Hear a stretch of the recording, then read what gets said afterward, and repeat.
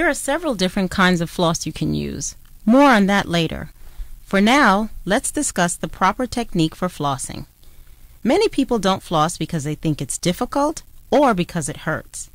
Actually, flossing, like many other tasks, becomes easier and less time-consuming with practice. One of the keys to flossing well is having enough floss to work with. So don't be stingy. Pull out at least 18 inches or so of floss. Wrap the floss around your fingers and hold the floss tightly between your thumb and forefingers, leaving about an inch between them. Use a gentle sawing motion to insert the floss between two teeth. Take it easy. Be careful not to force the floss or to snap it into your gums. When the floss reaches the gum line, curve it so that it follows the shape of your tooth. Gently slide the floss under the gum tissue. Keep it pulled against the tooth surface and use an up and down scraping motion to remove the plaque. Next, gently slide the floss under the gums and against the next tooth and repeat the scraping motion. Use a new section of floss so that you can repeat the procedure between the next pair of teeth with a fresh, clean section of floss. Continue flossing until you have cleaned each and every side of every tooth. Don't forget to go behind the very back tooth. Use one of the tools in the Floss Tools section if you are a caretaker working with a client who may bite, as this technique requires some compliance. Floss teeth at least 3 times every day, early morning, after lunch or around noon, and at bedtime.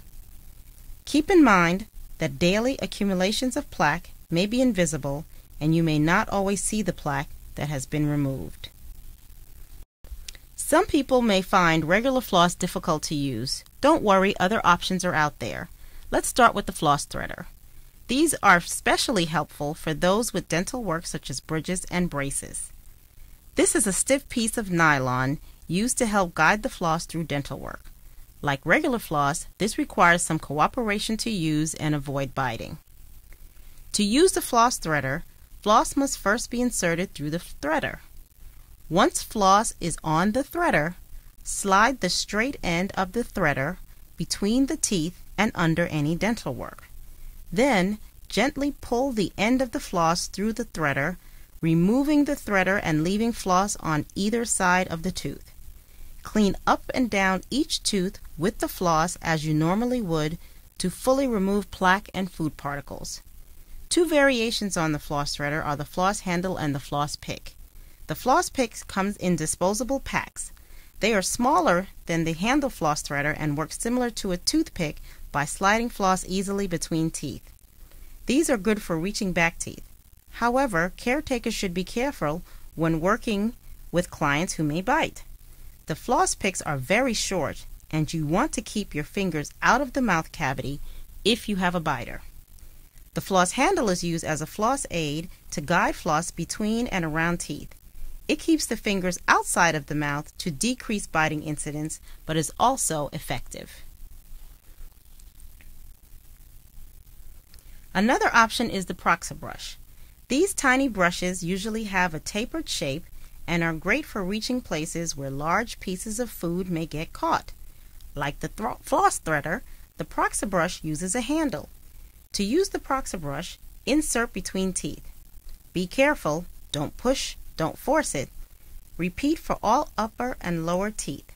The brush can be rinsed as needed during the process. Here's a tip when using proxa brushes.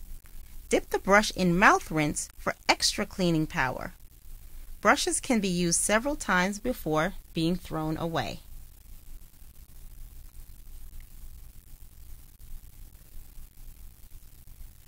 We have powered toothbrushes, so why not use a powered flosser? Here, we use a powered flosser by inserting and removing it between the teeth. The mechanical action helps its effectiveness. This looks like a floss pick attached to a motorized handle. The hummingbird and water pick flossers are most popular. When you begin to floss every day, especially if you already have some gingivitis, you may experience some tenderness and bleeding. As you continue to floss gently but thoroughly every day, you will notice a difference in the way your gums look and feel in a few weeks. These tools will help get good results when used appropriately.